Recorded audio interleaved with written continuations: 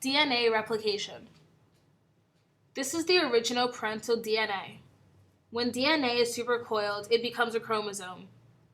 Every human being has 46 chromosomes arranged as 23 pairs. Why is DNA semi-conservative? When the original DNA is copied, the new DNA contains one strand of original DNA and one newly synthesized complementary strand. This means that DNA is semi-conservative. The replication fork. This is the first step of DNA.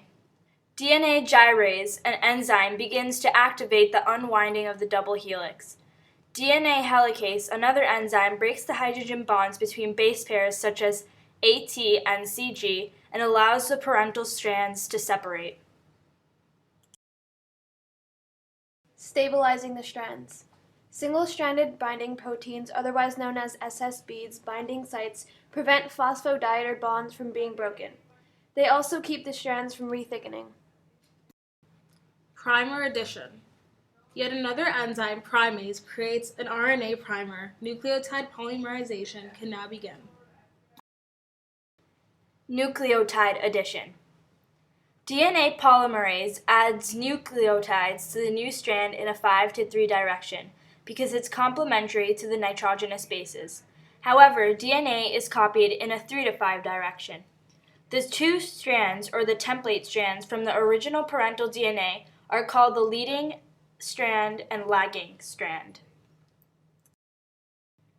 Primer removal. The RNA primers are removed by an enzyme polymerase and also fills in the gaps with DNA. This leaves a phosphodiester gap in the strand. Filling the gaps. DNA polymerase causes the template strands to keep opening. Since the lagging strand is being created in a 3-5 direction and polymerase is in a 5-3 direction, Okazaki fragments are formed. DNA ligase seals the gaps between Okazaki fragments on the lagging strands. Cell division for growth and repair.